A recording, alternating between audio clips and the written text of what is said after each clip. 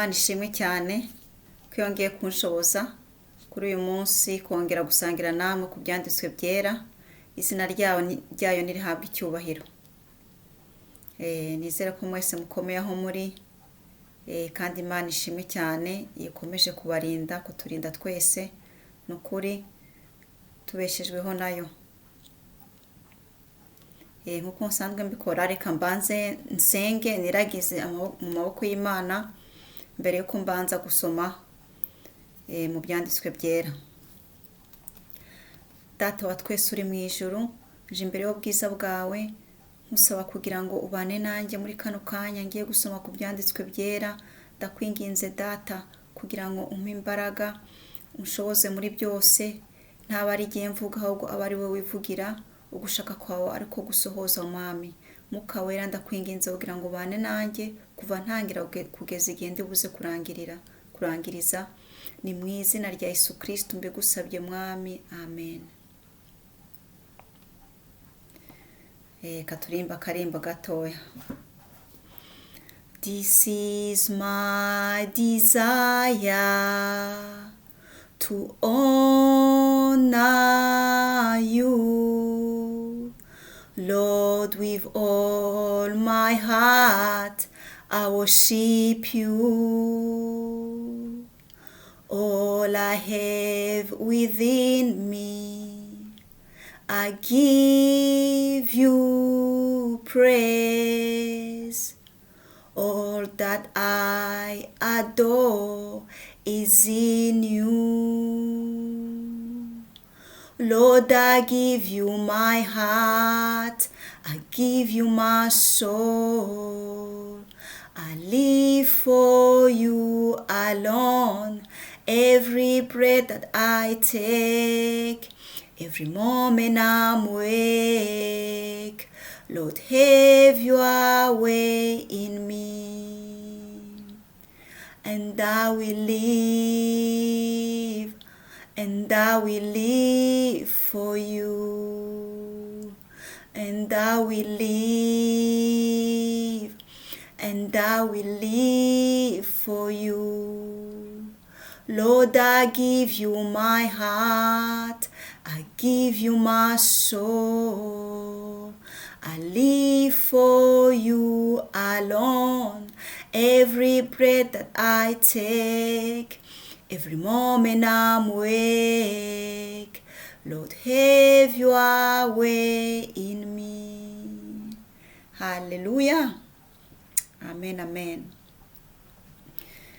Uno munsi turasoma kuva ku itangiriro ku gice cya 11, kuva ku murongo wa mbere ugeza ku murongo w'9.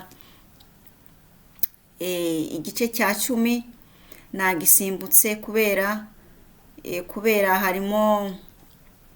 harimo amazina y'abana y'abuzukuruza ba Nowa, abana ba Nowa uko bagiye babyara n'amazina yabo. Rero niba mufite amatsiko yo kumenya amazina yabo, mwasoma mu gice cya 10 cyose mu itangiriro, mukumva uko bagiye babyara bose uko ari abahungu 3 bose barabyaye baruzukuruza. Niyo mpamvu rero numvise ko atari ngombwa ngo mbasomera ari amazina yose, kubera ko namwe mwayisomera. Turasimbuka kuva mu itangiriro igice cya 11 kuva ku murongo wa mbere kugeza ku murongo w'9. Dusome mu izina rya Yesu Kristo. Umutwe w'amagambo uratubwira ngo Imana inyuranya indimi z'abantu. Isi yose yari ifite ururimi rumwe n'amagambo amwe. Bagenda berekeye iburasirazuba, babona ikibaya kiri mu gihugu cy'Ishinari, barahatura. Barabwirana bati, mureke tubumbe amatafari tuyotse cyane. Kandi bagiraga amatafari mu cyimbo cy'amabuye, bakayafatanisha ibumba mu cyimbo cy'ibyondo. Baravuga bati, mureke twiyubakire umudugudu n'inzu y'amatafari ndende izagere ku ijuru, kugira ngo twibonere izina rimenyekana, twe gutatanira gukwira mu isi yose.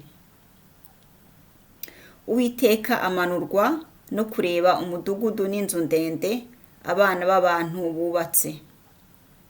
Uwiteka aravuga ati, dore aba ni ubwoko bumwe n'ururimi rumwe, ibyo ni byo babanje gukora none nta kizabananira gukora bagishatse. Reka tumanuke tuhahindurire ururimi rwabo rubemo nyinshi zinyuranye be kumvana. Uwiteka abatataniriza gukwira mu isi yose, barorera kubaka wa mudugudu. Nicyo cyatumye witwa Babeli, kuko ariyo Uwiteka yahinduriye ururimi rwabo mu isi bose, rukavamo nyinshi zinyuranye, kandi ariyo yabakuriyeyo akabatataniriza gukwira mu isi yose. Amen. Yesu ashimwe cyane. Ubushize twabonye ukuntu Imana yaganirije Nowa n'umuryango we, ikababwira kugira ngo bagende babyare bororoke bakwire isi yose. Kuva burya rero baragiye nk'uko natangiye mbivuga, barabyara abahungu uko ari 3 ba Nowa, baragiye barabyara, abana baruzura isi n'abuzukuru, mbese buzura isi. Kandi uko banganaga kose bari batuye, bashakishije ahantu heza nyine batura, nk'uko ijambo ry'Imana rimaze kutubwira, ahantu mbega heza hameze neza abariho batura. Kandi uko bose banganaga nyine yari umuryango umwe nyine, kandi bavugaga ururimi rumwe nubwo bari benshi gute. Rero ijambo ry'Imana riratubwira ukuntu uko bangana bose bari abantu bashize hamwe, bari abantu bavugaga ururimi rumwe, kandi mbega bashize hamwe, bumvikana, bahuje umutima. Rero bagira akanama, baravuga ati, reka twiyubakire umudugudu, twubake inzu ndende cyane izagera ku ijuru, etaje izagera ku ijuru, mbese ku buryo bitazaba ngombwa ko dutatana, umwe agatura mu gihugu cya hariya n'undi agatura hariya, mbese tube hamwe, tube ubwoko bukomeye. Iyo decision barayifashe, bafata imyanzuro, bemeza ko uko bigomba kumera, baratangira barubaka. Rero aho ngaho icyo gisoma uko kitubwira uko mwumva abo bantu ukuntu bari bameze, bavugaga ururimi rumwe, bari bahuje umutima, numvise ko hari ikintu twakwigamo nkatwe dutuye kuri isi muri iki gihe cya none, ukuntu bavuga ururimi rumwe kandi bahuje umutima kandi bumvikana, bagafata imyanzuro kandi bakayumvikanaho, bakayemeranyaho. Aho ngaho twabigira urukundo. Bari abantu bakundanaga cyane kandi bavugaga rumwe, bahuje n'umutima. Twahigira urukundo muri iki gihe cya none. Usanga abantu tutavuga rumwe, ntabwo twumvikana. Usanga abantu mbese hari ikintu cyitwa amacakubiri, niko navuga. Amacakubiri atewe n'umwumvikano muke. Abantu ntibumvikana.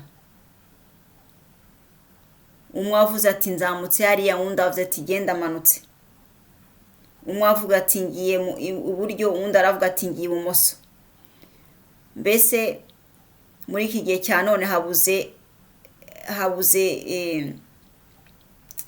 gushyira hamwe kw'abantu, habuze umwumvikano w'abantu, kuba abantu ari bamwe bakumvikana. Icyo kintu numva ko ubwo bwoko uko bwanganaga, numva ko twabigiraho, tukabigira ikintu cyo gushyira hamwe, cy'urukundo, cyo guhuza mbega. Icyo kintu bari bagifite kabisa. Barangije batangira gukora plan, batangira kubaka umudugudu wabo. Batangira kubaka iyo nzu ndende, barubaka. Hanyuma Imana imanurwa. Ibyanditswe byera byatubwiye ko Imana yamanuwe no kureba icyo abana b'abantu barimo gukora. Irabitegereza, ibona kabisa barimo kubaka n'imbaraga nyinshi cyane, kandi bahuje umutima, kandi iyo plan yabo barimo kuyikora neza cyane. Ariko mu kubitegereza, Imana mu kubitegereza ntabwo yashimye imikorere yabo. Yarabitegereje irabagaya. Ese twatekereza impamvu, nihe mpamvu Imana yabitegereje ikabagaya? Nihe mpamvu Imana itashimwe igikorwa cyabo, kandi barakundanaga, kandi bari bahuje umutima? Impamvu nta yindi. Impamvu nuko muri iyo myanzuro yose bafashe, ntabwo bigeze bagisha Imana inama. Bagize akanama ariko nta Mana yabo yarimo, ntayarimo. Bwari ubwoko bukomeye. Imana yari yahaye imbaraga, ubwenge, yari yahaye ubwenge no mu buryo bufatika, ntacyo bari babuze. Ariko Imana ntago bayigishije inama. Bikoreye ibyayo, Imana bayishyira akote, bayishyira iruhande. Baravuga ati turihagije. Kazima turi benshi, kandi kazima twumvikana, kandi kazima duhuje. Ariko ibyo ntago bihagije. Murumva ukuntu Imana yamanutse no kureba ibyo bakora, iritegereza, irabigaya byose. Yabacishije mu ijisho. None rero aho ngaho niki kweri twakwigamo muri ibihe nkatwe? Ko natangiye mvuga nti ubwo bwoko twabwigaho, ko bakundanaga, tukabigaho, ko bashiraga hamwe, bakumvikana, bahuje umutima. Ariko kumvikana abana b'abantu bahuje umutima, bumvikana mu bibi, nta kamaro bivuze. Imana iradushakaho ko twumvikana mu byiza. Iradushakaho ko mu myumvikanire yacu tuyigira number 1, tuyigira centre, tukayigira iya mbere mu buzima bwacu. Mu madecision yose dufata, mu myanzuro yose, mu rugendo rwose dushaka gutangira, tukabanza tukagisha Imana inama. Icyo ni Imana yabitegereje mikabagaya, kuko mu migambi yose bafashe no mu myanzuro yose bakoze, ntago bigeze bagisha inama Imana, nta no bigeze bayibwira ibyo barimo gukora ibyo ari byo. Ahubwo byose babikoze mu mwiherero, mbega bayishyira uruhande, nkaho mbega bayimye ijambo, mbega niko navuga, bimye Imana ijambo. Ariko nagahinda cyane kumva ko umwana w'umuntu ashobora kwima Imana ijambo, kandi ari wo mugabo wa byose. Ibyo byose byari ibyo bakoreshaga, byose byari iby'Imana. N'ubugingo bwabo bafite nabwo n'ubw'Imana, nabo barimwe nayo. Urumva rero ko biteye isoni kubona umwana w'umuntu amaze gukomera, kandi akabona afite association ikomeye, akavuga ati wapi jewe ntago ari ngombwa ngo nkonsulte Imana kuko ndihagije. bagenzi, ni ibintu bisanzwe dusanzwe tubona kuri iyi si. Iyo umwana w'umuntu amaze gukira, umwana w'umuntu abona afite gurupe y'ibikomerezwa, aravuga ati ikindi kandi nshaka ni iki, ningira aho ntirimuka inshuti zanjye zizamfasha, turi benshi turihagije, iyo mana rwose ntabwo ari ngombwa, reka twikorere ibyacu tuyihe amahoro. Imana tubabarire kuko ubwo ngubwo ntabwo ari ubwenge bw'Imana, ntabwo ari ubwenge bwa Mwuka Wera, ni ubwenge bw'umwana w'umuntu. ubwo ngubwo ni ibitekerezo bigufi by'umwana w'umuntu, ko Imana yaturemye kugira ngo tuyinezeze, yaturemye kugira ngo tuyigire centre y'ubuzima bwacu, yaturemye kugira ngo tuyigishe inama muri byose ibyo dukora, ibyo twibwira tuyigishe inama. Niyo mpamvu yaturemye. None se ubundi yaba yaraturemeye iki? Mwiyumvira, ubundi Imana yaba yaraturemeye iki? Imana ntabwo yari abaturemeye kugira ngo twigenge, tubibyigenge, dukore ibyo dushaka, twigire ngo oya. Yaturemye idufitiye imigambi, yaturemye kuko yari idukunze, yaturemeye kugira ngo tuyinezeze, tuyihimbaze, kugira ngo itubere data, tuyibere abana. Uzi kubyara abana ukabaruhira, ukabamenyera buri kintu cyose, bamara gukomera no kugira iki, no kwibikomerezwa, bakavuga ati data we ntabwo tugikeneye rwose, ntacyo tugigushakaho, tureke duha amahoro. Ntabwo ari uko Imana ikora, ntabwo aricyo cyatumye Imana iturema. Imana yaturemye kugira ngo itubere umwami, natwe tuyibere abana bayo. Ni umwami wacu, ni data. Yaturemye kugira ngo muri byose tuyigire uwa mbere, nk'uko itegeko rya mbere rivuga ati dukunde Imana yonsa n'umutima wacu wose, n'ubwenge bwacu bwose, n'imbaraga zacu zose. None iryo tegeko murumva ari itegeko rikomeye, ryoroshye? Ni itegeko nyine rihwanye n'ikimana yashatse ku muntu imurema, ko yamuremye nyine kugira ngo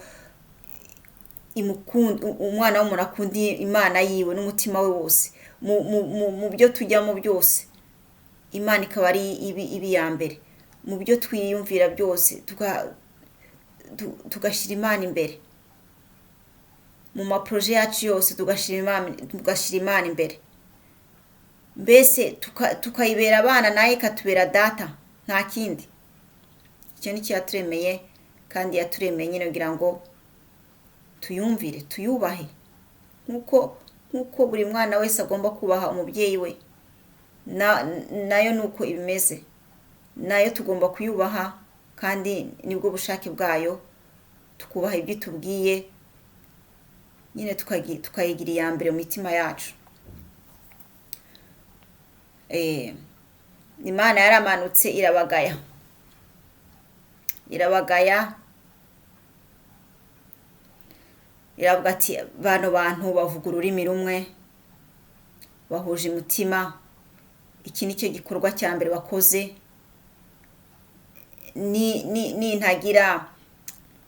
Nintashiraho bariyeri, bazakora n'ibindi byinshi cyane. Ibyo ngibyo Imana yumviraga ko abana b'abantu bazakora n'ibindi byinshi cyane. Bari kubikora koko, bari kubikora, kandi bari kubikora. Ibyo byose bari gukora, nta na kimwe cyabaga gihesha Imana icyubahiro, ahubwo bari kuzajya bakora ibivuye muri decision zo mu mitwe yabo gusa, Imana bayishyira iruhande. Nta na kimwe bari gukora kinezeza Imana. Bavandimwe, Imana irashaka ko mu byo dukora byose tuyinezeza, mu byo dukora byose tuyinezeza, mu byo dukora byose igira umwanya wa mbere.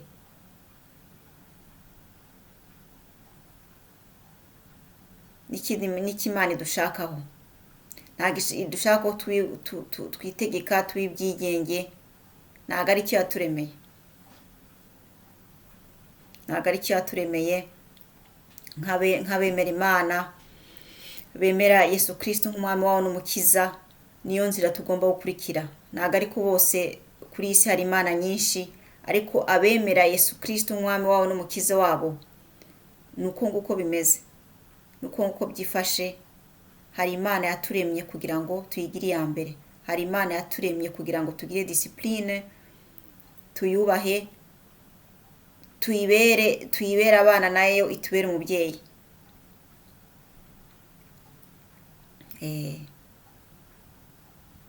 Kwishyira hamwe ni byiza, guhuza umutima muri Kristo ni byiza, kandi n'ikimana dushakaho koko. Bariya abantu bari bafite ikintu cyiza cyane cyo guhuza umutima n'inama, bagahuza bagashyira hamwe, ariko byose ntacyo byari bimaze, kuko Imana yabo itari ihari.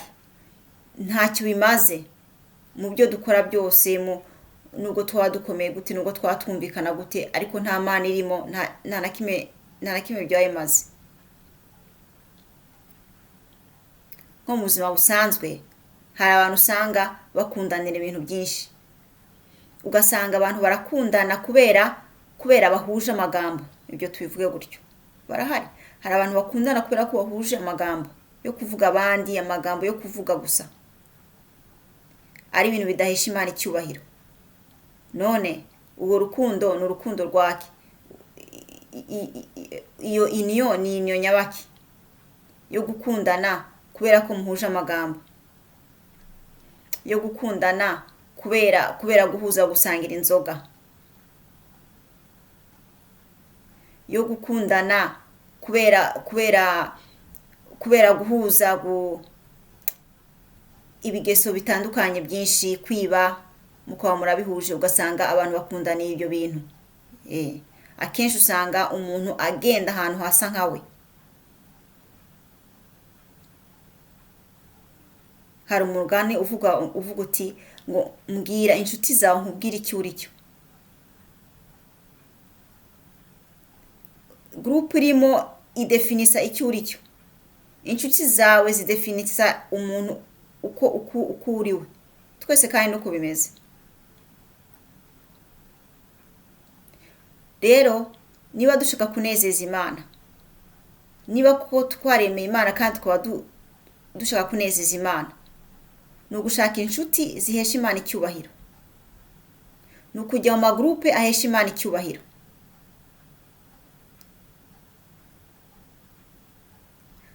Apana kujya muri aya magroupe azatuma Imana imanuka ikitegereza, ikatugaya, ikareba ati no, mu byo muvuga byose ntabwo mumesha icyubahiro, mu byo murimo gukora byose nta cyubahiro cyanjye kirimo, maze ugasanga ibihano biraje. Kandi nubwo ibihano bitaza, deja kuba Imana yaguteye umugongo nicyo gihano cya mbere. Nta gihano kiruta icyo, kuba Imana yitegereje ibyo dukora ikabigaya byose, ati no, ati bano nta bana barimo. Ugasanga tugize ingaruka kubera ibintu dukora, kubera amagroupe turimo, kubera inshuti dufite, kuko mu byo dukundaniramo nta kintu na kimwe duhesha Imana icyubahiro, nta na kimwe. Reka duharanire kugira abagenzi bahesha Imana icyubahiro, kugira abagenzi batujyana ku Mana, kugira abagenzi tuzungukiramo. Kamemera ko gushaka abagenzi umuntu yungukiramo, pana gushaka abagenzi baguhombya, gushaka abagenzi bagukura ku Mana, nta kamaro karimo, nta kamaro karimo.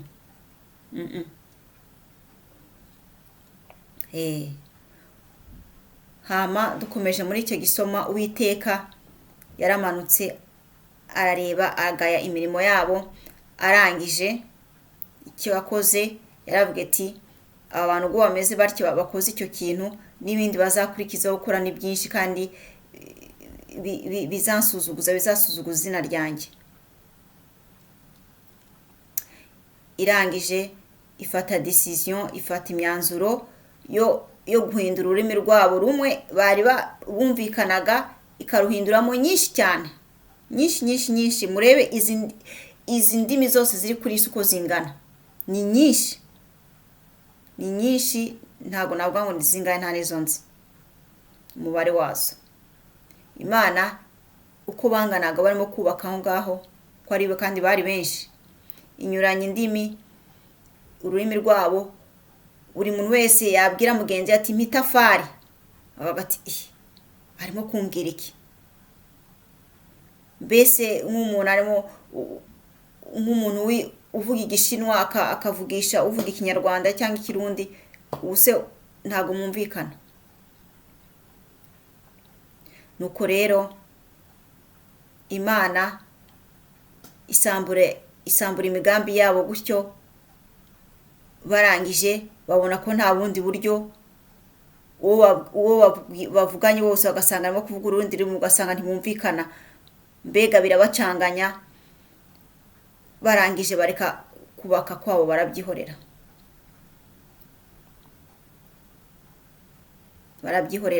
Imana ibatatanyiriza mu isi hose, baragenda batura mu isi mbega nicyo kintu batashakaga, ntabwo bashaka gutatanya, ariko Imana yabatatanyirije mu isi hose, kuko iyo force bari bafite ntabwo ari force yari iyobowe n'Umwuka Wera. Izo mbaraga zo gushyira hamwe, izo mbaraga zo guhuza umutima, ntabwo zari ziyobowe n'Umwuka Wera. Ariyo mpamvu Imana yasambuye imigambi yabo, kuko iyo migambi yabo ntabwo yaheshaga Imana icyubahiro. Nk'uko batangishije inama Imana, nayo yafashe imyanzuro itabanje kubaburira. Murabizi ukuntu bimeze, abana b'Imana, abantu bubaha Imana bose, nta kintu na kimwe Imana ishobora gukora mu buzima bwabo itabanje kubaburira, nta na kimwe.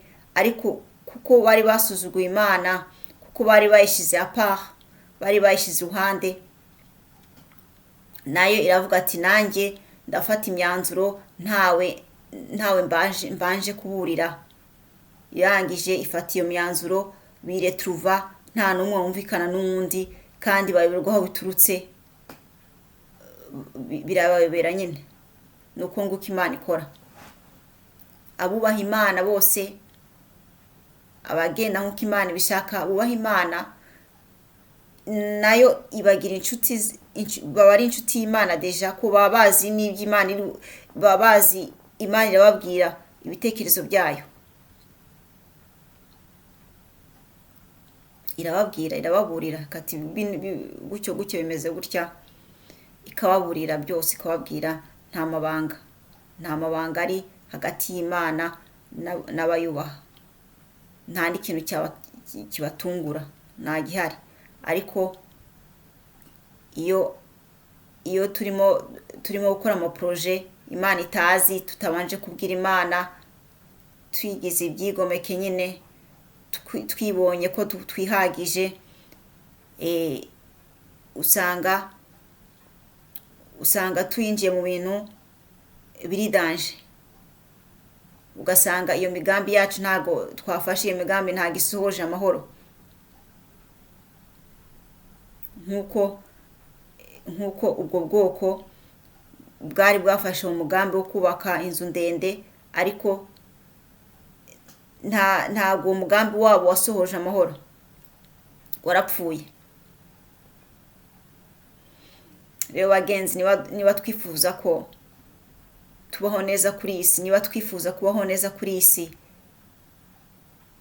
ko tugomba kugisha Imana inama, tugomba kugendana n'Imana, tugomba kuyigendana, tukabona ko tutihagije, ko ntitwihagije koko. Amaso yacu afite kudushuka, umubiri wacu ushobora kudushuka, kagati genda komeye, mfite amafaranga menshi, mfite inshuti z'abafite amafaranga menshi mu bihugu byose, wenda mfite inshuti z'ibikomerezwa, ariyo mpamvu ntacyo nzaba. Ibyo byose ntibikadushuke, ibyo byose niba nta Mana irimo, umenye ko nta na hamwe bizagera, nta na hamwe. Ushaka ugira ubwenge bwinshi na bariya bari bafite, ushake umunyamaboko nabo bari abanyamaboko, ushaka ufite association ikomeye nabo bari babifite, ariko ntaho bageze na hamwe kuko Imana batayishize mu byo bakoraga. Imana ni umuhanga guhindura ubwenge bw'umuntu ikabuhindura ubusa. Imana ni expert yabyo, kuko abibone igira gute ibacisha bugufiya. Umwana w'umuntu iyo twirasi igira gute iducisha bugufi iraduhanantura. Ese icyo twakwiratana Imana itaduhaye ni igiki? Ko byose ibyo dufite ari iby'Imana, nta na kimwe. Rero ni ubuswa, ni ubwenge buke kugeraho tugera ahantu tukumva ko twihagije, tukumva ko nta Mana dukeneye. Ibyo byose ni ubuswa kandi n'ikinyoma cya Satani. Uwiteka dufashe, akomeza twumvishe amabanga ari muri ibyanditswe byera tumaze gusoma. Murumva ukuntu iby'Imana bimeze. Idufashe muri byose, tugendane n'Imana muri byose, tuganire n'Imana, ntihakagire ikintu na kimwe twifuza gukora Imana itaduherekeje, kuko nta na hamwe tuzagera, nta na hamwe.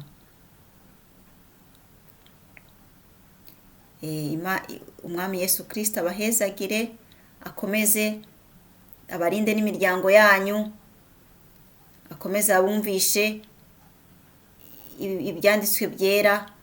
Mwuka Wera akomeze abaganirize mu mitima yanyu. Tuzongera dusubire.